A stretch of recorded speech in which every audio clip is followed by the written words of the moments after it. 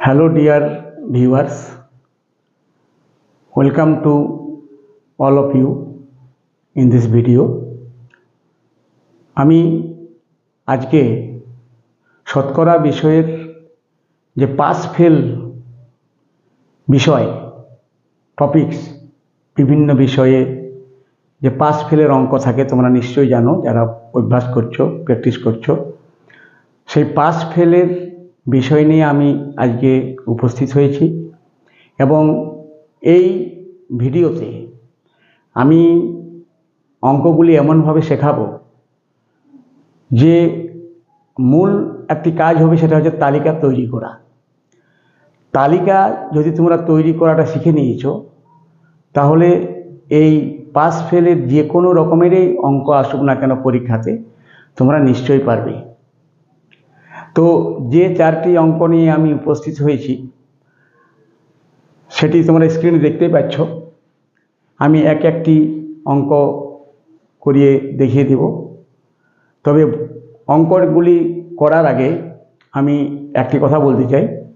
সেটি হচ্ছে, তোমরা ভিডিওর থাম্বনেল দেখে ক্লিক করেছো, মানে নিশ্চয়ই তোমরা এই বিষয়টা শিখতে আগ্রহী। সুতরাং ভিডিওটি টেনে টেনে স্কিপ না করে পুরোটাই দেখবে। হয়তো সময় একটু বেশি লাগবে, কারণ চারটি অঙ্ক বোঝাতে একটু সময় লাগবেই। তো ধৈর্য ধরে তোমরা বোঝার চেষ্টা করো, ভিডিওটি দেখো, শুনো মন নিয়ে কী কী বলছি। তো শুরু করা যাক প্রথম অঙ্কটি।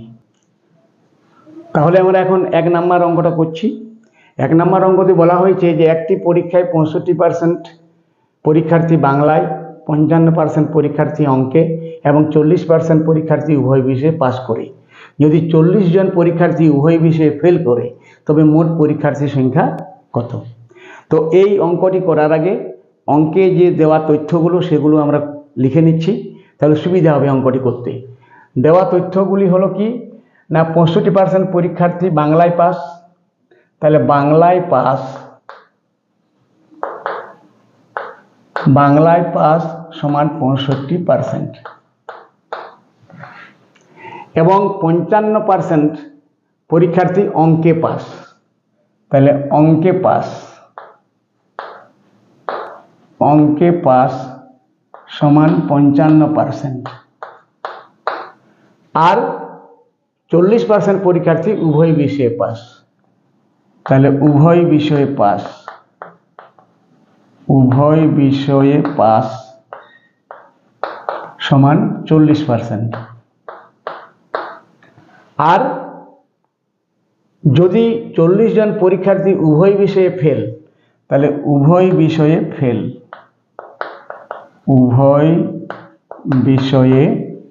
ফেল সমান 40% নয়, কিন্তু এটা 40 জন। তাহলে তোমাকে বের করতে বলা হয়েছে যে পরীক্ষার্থীর মোট সংখ্যা কত। তাহলে পরীক্ষার্থীর মোট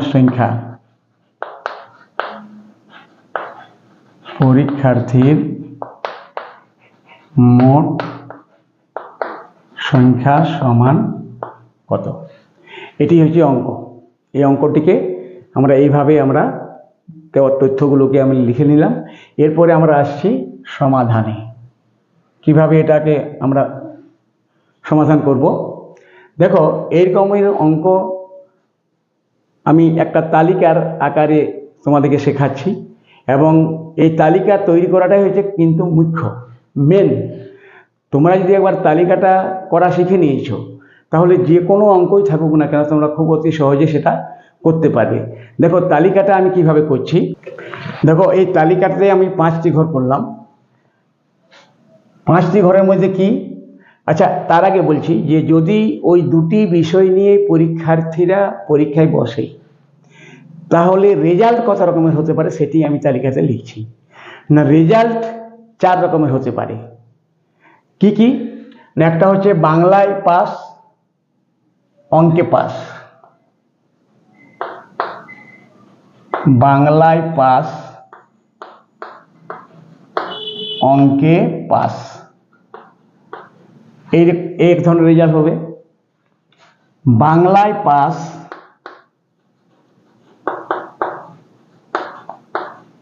অঙ্কে ফেল, অঙ্কে ফেল। আরেক প্রকার রেজাল্ট হতে পারে বাংলায় ফেল, অঙ্কে পাস। আরেক প্রকার রেজাল্ট হতে পারে বাংলায় ফেল, অঙ্কে ফেল, তাই তো? বাংলায় ফেল, অঙ্কে ফেল, এর বেশি কিন্তু কিছু আর রেজাল্ট হতে পারে না। এখন এই তথ্যগুলোকে আমরা দুটো ঘরে লিখছি, একটা পার্সেন্টেজের ঘর আর একটা সংখ্যার ঘর। ধরো এটা পার্সেন্টেজের ঘর আর এটা সংখ্যার ঘর। এখন এই তালিকার মধ্যে আমরা এই তথ্যগুলোকে আমরা বসাবো। তো এই তথ্যগুলোকে তালিকাতে বসানোর আগে একটা কথা বলি, উভয় বিষয়টির কথা তোমরা কিন্তু আগে ভাববে, ওটাকে আগে ওই তালিকার মধ্যে লিখবে। তাহলে উভয় বিষয়ের সম্পর্কে যে তথ্যটি দেওয়া আছে সেটা হচ্ছে উভয় বিষয়ে পাস। তাহলে উভয় বিষয়ে পাসের ঘর কোনটি? নিশ্চয়ই এইটি। উভয় বিষয়ে পাস মানে বাংলায়ও পাস, অঙ্কেও পাস। তাহলে সেই ঘরে বসাবো আমরা 40%। 40%। এরপরে দেওয়া আছে দেখো বাংলায় পাস 65%। তো বাংলায় পাস যে 65%, তার মধ্যে কিন্তু 40% এখানে ঢুকে গেছে। আর বাংলায় পাস ঘর কোনখানে লেখা আছে? এইখানে, এই 2 নম্বর ঘরে। তাহলে 2 নম্বর ঘরে কত বসাবো না 65 থেকে 40 বিয়োগ করে যেটা পাবো সেটাই বসাবো। কারণ বাংলায় পাস করেছে 65%, তার মধ্যে উভয় বিষয়ের ঘরে যে বাংলায় পাস লেখা আছে সেখানে ঢুকে গেছে 40%। তাহলে কেবল বাংলায় পাস যেখানে লেখা আছে সেখানে ঢুকবে কত না 65 বিযুক্ত 40। এটি কিন্তু খেয়াল রাখবে, মানে কেবল বাংলায় পাস করেছে কত 65 বিযুক্ত 40 সমান 25%। হয়ে গেল। এরপর দেখো অঙ্কে পাস করেছে 55%, কিন্তু উভয় বিষয়ে তো অঙ্কে পাস লেখা আছে, তো এখানে আছে 40%। তাহলে কেবল অঙ্কে পাস করেছে কতজন না 55 থেকে 40 বিয়োগ করে দাও, কত হবে 15%। তাহলে এখানে হচ্ছে 15%। তাহলে এই তথ্যগুলোকে আমরা বসালাম, বুঝে সুঝে, ঠিক আছে। এরপর দেখো এই 3টি ঘরে যে সংখ্যাগুলো বসানো হয়েছে তাদের যোগফলটি কত না যোগফলটি হচ্ছে 5 এ 5 10, 0 হাত থাকে 1, 2 2 4 4 8, 80%। মানে 3টি ঘরে মিলে অলরেডি 80% ঢুকে গেছে। এখানে তো 100%, এখানে হচ্ছে 100%-এর ঘর। তাহলে 100%-এর মধ্যে 80% এই 3টি ঘরে ঢুকে গেছে। তাহলে এই যে ফাঁকা ঘরটি রয়েছে এখানে কত বসবে না 100 থেকে 80 যদি বিয়োগ করা হয় তাহলে 20 পাওয়া যাবে। তাহলে নিশ্চয়ই এখানে 20% বসবে, ঠিক আছে। এখন তাহলে এটিও বসানো হলো, এটিও বসানো হলো। এখন দেওয়া আছে উভয় বিষয়ে ফেল, এটি কিন্তু এখন বসানো হয়নি। তাহলে উভয় বিষয়ে ফেল মানে এই ঘরটি। এখন এটা জন বটে, কিন্তু এটা জন, 40% নয়, 40 জন। তাহলে উভয় বিষয়ে ফেল করেছে 40 জন। তাহলে আমরা এখানে সংখ্যার নিচে আমরা এই ঘরে লিখব 40। তাহলে সব তথ্যগুলো আমরা তালিকাতে বসিয়ে দিলাম। এরপর আমরা খুব সহজেই মোট পরীক্ষার্থী সংখ্যা বের করে নিতে পারবো। কিভাবে দেখো এই যে তথ্যটা দেওয়া আছে এই তথ্যকে কাজে লাগিয়ে আমরা কিন্তু সেই উত্তরটি পাবো। কিভাবে দেখো না যখন 20 জন উভয় বিষয়ে ফেল করে তখন মোট পরীক্ষার্থীর সংখ্যা হয় 100 জন। এটা তো ঠিক, একদম ঠিক, যে 20 জন যখন উভয় বিষয়ে ফেল করে তখন মোট পরীক্ষার্থীর সংখ্যা 100 জন। তাহলে উভয় বিষয়ে যদি ফেল করে 40 জন তাহলে পরীক্ষার্থীর সংখ্যা কত খুব সহজেই পেতে পারি, কিসের সাহায্যে? ঐকিক নিয়মের সাহায্যে। তাহলে আমরা সেইটি লিখছি ঐকিক নিয়মে। এরপর যে উভয় বিষয়ে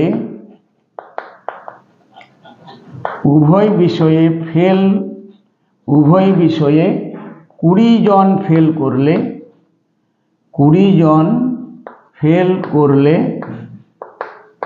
মোট পরীক্ষার্থীর সংখ্যা হয়,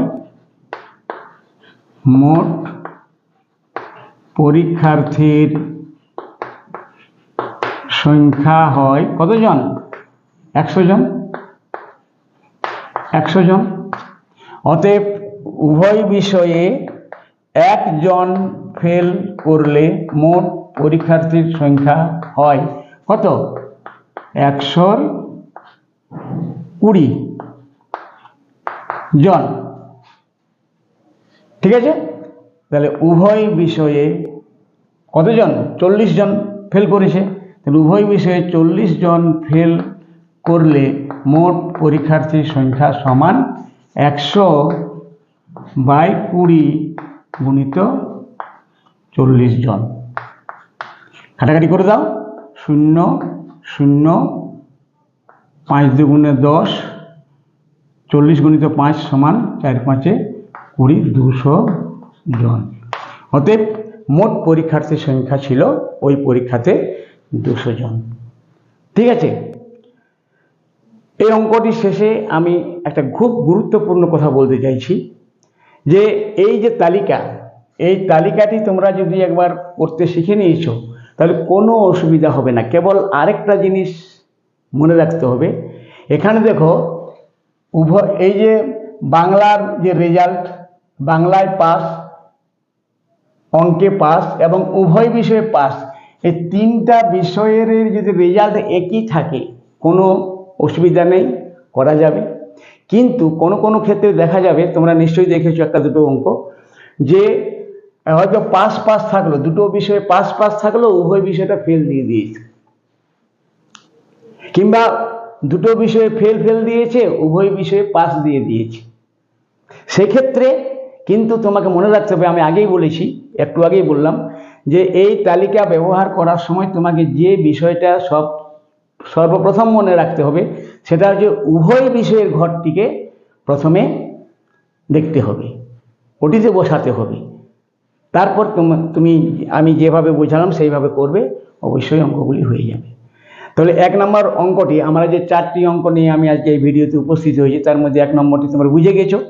এরপর চলে আসছি আমি 2 নম্বর অঙ্কটিতে। ঠিক আছে, তাহলে এখন আমরা 2 নম্বর অঙ্কটিতে চলে যাচ্ছি।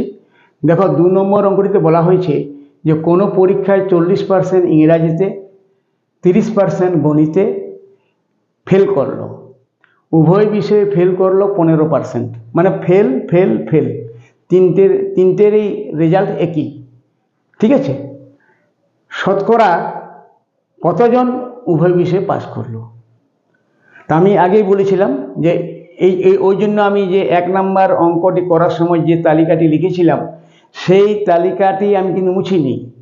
ওই তালিকার সাহায্যেই আমি আগেও বলেছিলাম যে এই তালিকাটি যদি তোমরা করতে শিখে গেছো একবার, তাহলে অঙ্ক করতে কোনো অসুবিধা হবে না। তাই আমি ইচ্ছে করে এই তালিকাটি রেখে দিয়েছি, বাকি সব মুছে দিয়েছি। এখন দেখো অঙ্কটি করছি আমি কিভাবে। আগে আমি কি বলেছিলাম? আগেই বলেছিলাম যে অঙ্কে যে তথ্যগুলো দেওয়া আছে সেগুলোকে তোমরা আগে লিখে নাও বা বুঝে নাও। সেটি তথ্যগুলো কি কি না, ইংরাজিতে ফেল,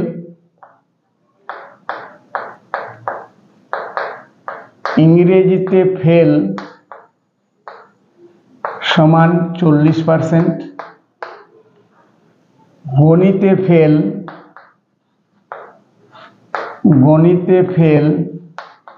সমান 30%, আর উভয় বিষয়ে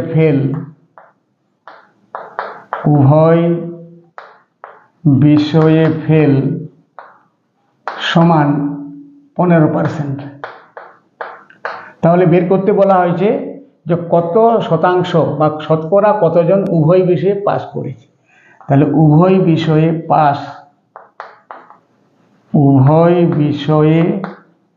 পাস সমান কত পার্সেন্ট, এটি হচ্ছে অঙ্কটি। এখন ওই তালিকার সাহায্যে আমরা এই অঙ্কটি দেখো করছি কিভাবে। বসাও। আমি আগেই বলেছি যে উভয় বিষয়টি কিন্তু আগে বসাতে হবে। তাহলে উভয় বিষয়ে ফেল মানে 15%, তাহলে উভয় বিষয়ে ফেলের ঘর হচ্ছে এটি, তাহলে এখানে বসাবো 15% হয়ে গেল এই ঘরে। এরপর দেখো ইংরাজিতে ফেল 40, উভয় বিষয়ে আমরা বসালাম কত 15%। উভয় বিষয়ে ফেল, এই যে তথ্যটা, এটা আমরা উভয় বিষয়ে ফেল মানে এই ঘরে এখানে 15%। উপরে দেওয়া আছে ইংরেজিতে ফেল, ইংরেজিতে ফেল 40%। তো ইংরেজিতে ফেলের মধ্যে তো ইংরেজিতে ফেল এখানে 15 ঢুকে গেছে, তাহলে 40 থেকে 15 যদি বিয়োগ করি তাহলে কত পাবো 25। তাহলে 25%টা পাবো ইংরেজি ফেল, এই ঘরে বসাতে হবে অবশ্যই। তাহলে কেবল ইংরেজিতে ফেল করেছে 25%, তাহলে ইংরেজিতে 25% আর উভয় বিষয়ের ইংরেজি 15%, মোট 40% মিলে গেছে। এরপর দেখো গণিতে ফেল 30%। তো গণিতে ফেল যদি 30% হয়, গণিতে ফেল কোথায় আছে এইখানে, তাহলে এখানে যদি গণিতে ফেল হয় 30%, তাহলে এখানে 15 ঢুকে গেছে, তাহলে অলরেডি এখানে 15 যদি ঢুকে গেছে, এখানে হবে মাত্র 15%। তাহলে এই তিনটি ঘরের আমরা তথ্যগুলো বসাতে পারলাম। এখন এই তিনটি যোগফলটি কত হচ্ছে দেখো, 3 5 15, 5 হাতে 1 2 2 4 5, 55%। 55% ঢুকে গেছে অলরেডি। তাহলে এই ঘরটিতে কত বসবে না, এখানে যোগফলটা হতে হবে 100, যোগফলটা হতে হবে 100, তার মধ্যে তিনটি ঘরের যোগফল 55। তাহলে এই ঘরে কত বসবে না, 100 থেকে 55 বিয়োগ করে যেটা হবে 45, তাহলে এখানে হবে 45%। তোমাকে জিজ্ঞাসা করা হয়েছিল যে উভয় বিষয়ে পাস সমান কত শতাংশ। দেখো উভয় বিষয়ে পাস সমান কত শতাংশ, তো উভয় বিষয়ে পাস মানেই হচ্ছে প্রথম ঘরটি, উভয় বিষয়ে পাস মানে ইংরেজিতেও পাস আর অঙ্কেও পাস বা গণিতেও পাস। তাহলে এই ঘরে কত বসলো অটোমেটিক্যালি 45%, অতএব নির্ণয় উত্তর হবে 45%। এটা তো তোমাকে তো ঐকিক নিয়মে করতে হলো না, 1 নম্বর অঙ্কটিতে ঐকিক নিয়মে করিয়ে করতে হয়েছিল, কিন্তু এখানে সরাসরি উত্তরটা চলে এসেছে 45%, অতএব উত্তরটি হবে। আচ্ছা দেখো এই অঙ্কটার ব্যাপারে বলছি, অঙ্কটি কিন্তু খুব ইম্পর্টেন্ট অঙ্ক, কারণ এই অঙ্কটি দেখো ওই WBCS পরীক্ষার 2011 সালের WBCS পরীক্ষায় প্রিলিমিনারি এক্সামিনেশনে এই অঙ্কটি এসেছিল। সুতরাং এরকম অঙ্ক খুবই ইম্পর্টেন্ট, সব সময়ের জন্য ইম্পর্টেন্ট, কিন্তু যে কোনো পরীক্ষাতে এই ধরনের অঙ্ক অবশ্যই ইম্পর্টেন্ট। ঠিক আছে, আশা করি বুঝতে পারছো তোমরা। এরপর আমরা চলে আসছি 3 নম্বর অঙ্কটিতে। আবারও বলছি যে আমি একই তালিকার সাহায্যে, একটা তালিকার সাহায্যেই সমস্ত রকমের অঙ্ক আমি করিয়ে দেখিয়ে দেব। ঠিক আছে, তাহলে এখন আমরা 3 নম্বর অঙ্কটিতে চলে যাচ্ছি সরাসরি।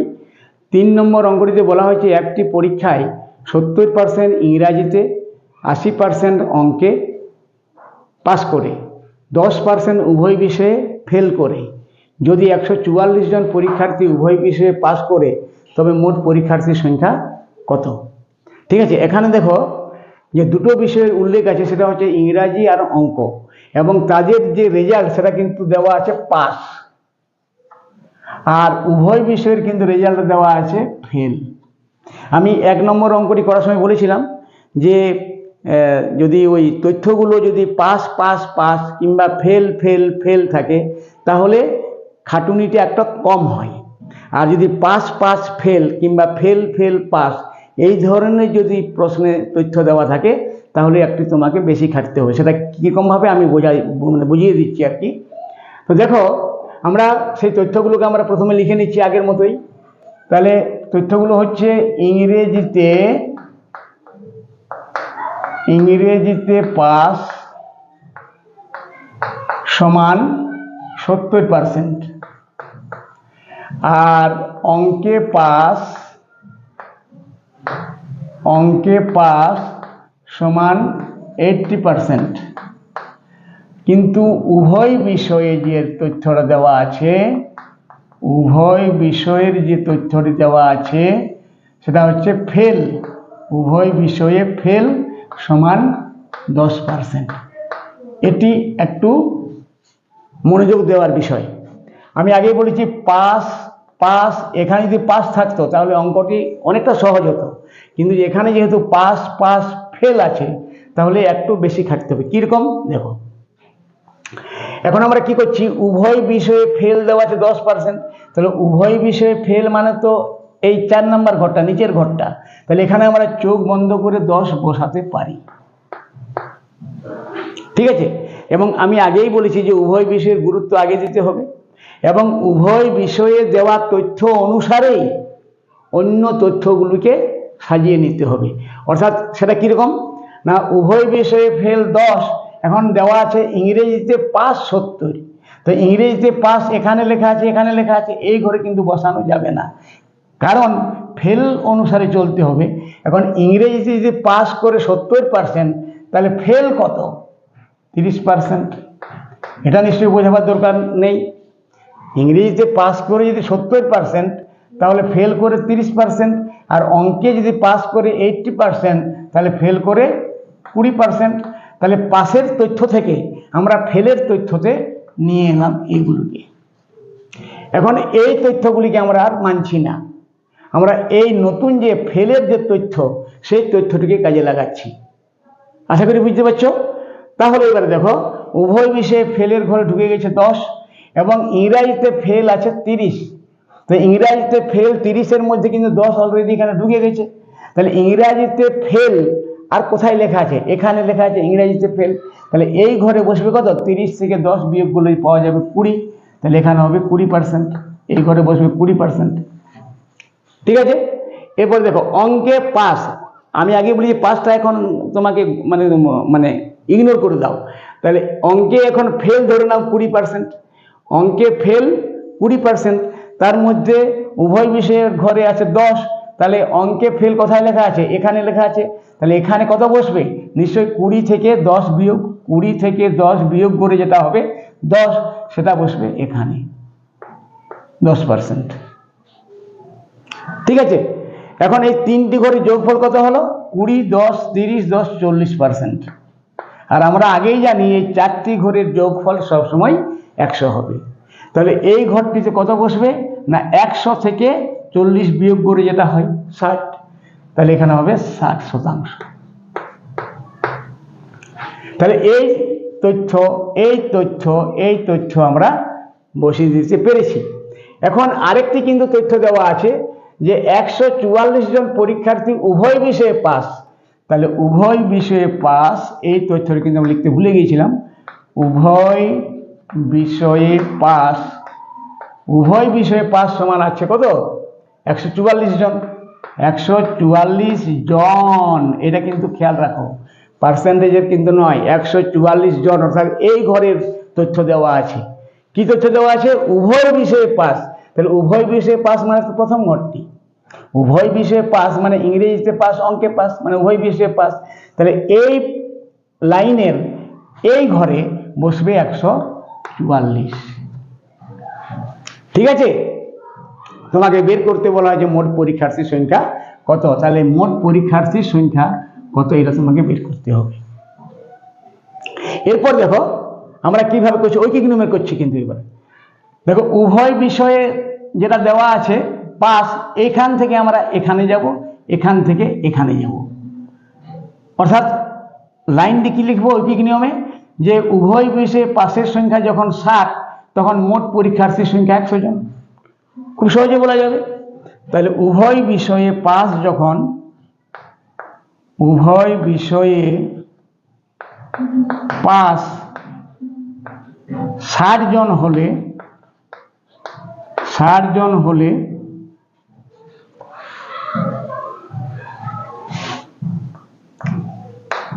উভয়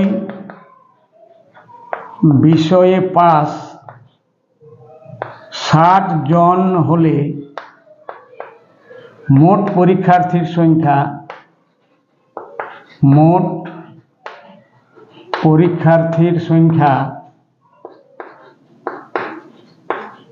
100 জন।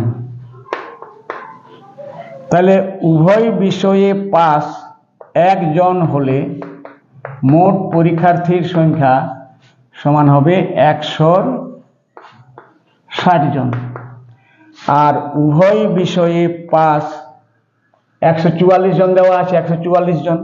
তাহলে উভয় বিষয়ে পাস যদি 144 জন হয়, তাহলে মোট পরীক্ষার্থীর সংখ্যা হবে তখন কত? 100/60 গুণিত 144 জন সমান কাটাকাটি করে নাও। 0, 0, 3 দুগুণে 6, 5 দুগুণে 10, 3 4 12, 2 3 8 24, অর্থাৎ 5 × 8 40 সমান 5 8 40 শূন্য হাতে 4, 4 5 20 4 24, 240 জন। এটি হবে মোট পরীক্ষার্থীর সংখ্যা। ঠিক আছে, তাহলে আমি যেটা বলেছিলাম সেটা সত্য কি মিথ্যা?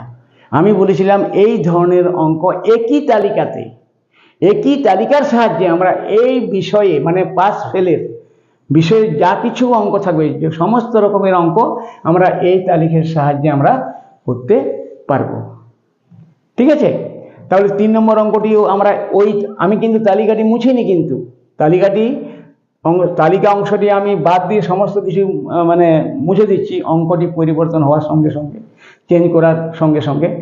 তাহলে আমি এটি প্রমাণ করতে চাইছি যে একই তালিকার সাহায্যে এই ধরনের সমস্ত অঙ্ক সলভ করা যায়। ঠিক আছে, তাহলে আমরা এখন এবার চলে আসছি 4 নম্বর অঙ্কে। দেখো 4 নম্বর অঙ্কটিতে বলা হয়েছে যে কোনো পরীক্ষায় 85% পরীক্ষার্থী ইংরাজিতে, 80% পরীক্ষার্থী অঙ্কে পাস করেছে।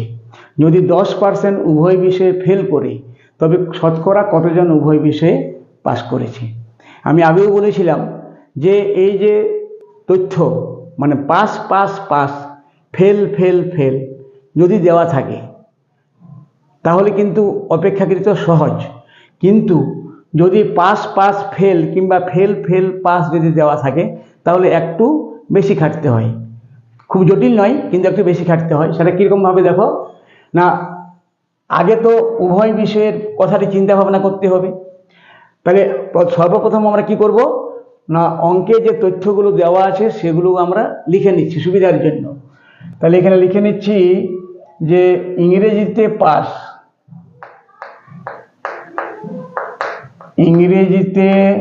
পাস সমান 85%, আর অঙ্কে পাস সমান 80%। আর তথ্য দেওয়া আছে আরেকটা যে উভয় বিষয়ে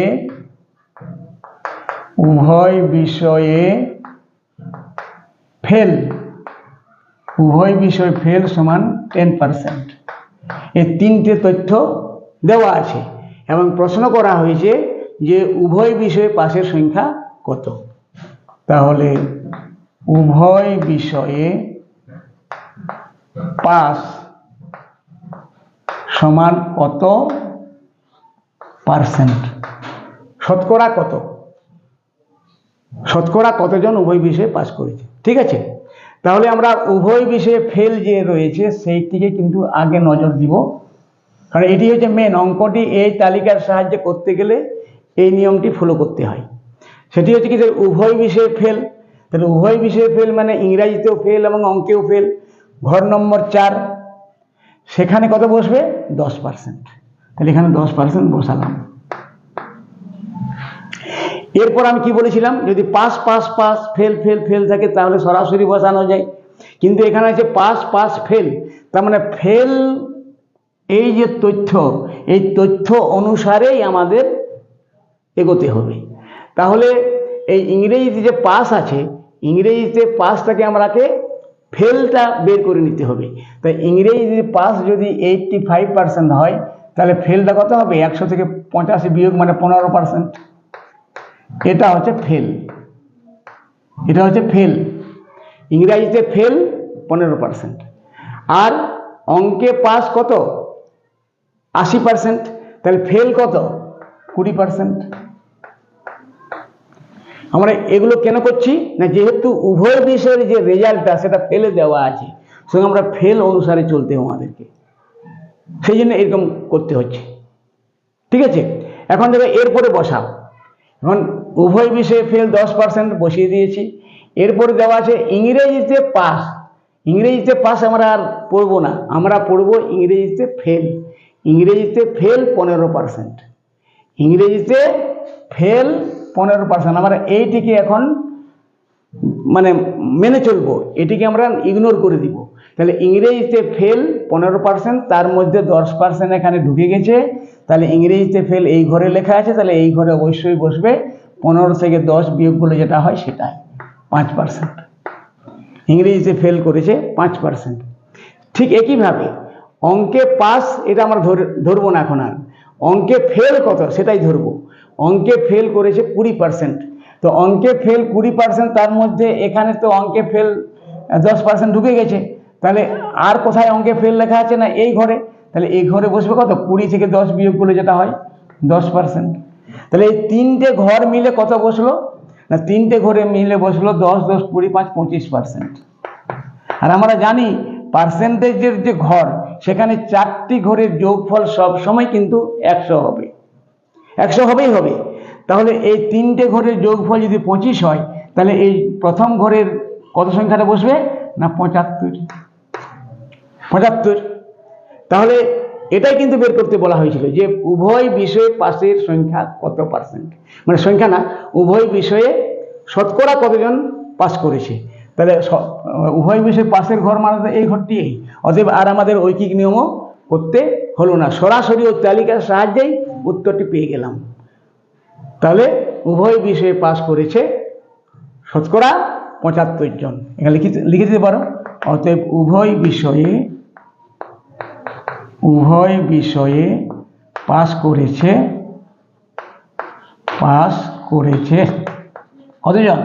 কতজন না কত পার্সেন্ট না 75%। এটি হলো উত্তর। তো আশা করি আমি যে কথাটা বলেছিলাম সেই কথাটা তোমাদের মনে ধরেছে, যে আমি বলেছিলাম যে এই পাস ফেল বিষয়ে সমস্ত ধরনের অঙ্ক একটি তালিকার সাহায্যে আমরা করে নিতে পারবো। এবং আমি পরপর 4টি অঙ্ক কিন্তু 4 প্রকারের ছিল, ঠিক আছে। তো সেই 4 প্রকার অঙ্ক আরো যদি কোনো রকমের অঙ্ক তোমরা দেখতে পাও, কোথাও খুঁজে পাও, তাহলে কিন্তু তোমরা এই তালিকার সাহায্যে করবে, অবশ্যই পারবে, ঠিক আছে। তাহলে আজকের ভিডিওটি একটু লম্বা হয়ে গেল, কারণ 4টি অঙ্ক বুঝাতে হলো আমাকে। তো যাই হোক, আর বেশি বাড়াচ্ছি না। তোমরা সবাই সুস্থ থেকো, ভালো থেকো এবং মন নিয়ে পড়াশোনা করো। এবং আমি যখন কোনো অঙ্ক আপলোড করি বা কোনো টপিক যখন আপলোড করি, আমি কন্টিনিউয়াসলি অনেক দিন ধরে সেই একটি টপিকস নিয়ে আমি ভিডিও আপলোড করি। তো তোমরা যদি শতকরা বিষয়ের উপর যদি এখন প্র্যাকটিস করছো, তাহলে আমার যতগুলি ভিডিও রয়েছে তোমরা সবগুলি দেখে নেবে। এবং তার জন্য আমার যে চ্যানেলটি রয়েছে সেটিকে সাবস্ক্রাইব করে দিয়ে বেল আইকনটি প্রেস করে রাখবে, যাতে তোমরা সর্বপ্রথম আমার এই ভিডিও আপলোডের যে ইনফরমেশন তোমরা পেতে পারো। তাহলে সবাই সুস্থ থেকো, ভালো থেকো। আবারও বলছি, মন দিয়ে পড়াশোনা করো। এবং আমি এখানেই আজকে শেষ করছি। ধন্যবাদ।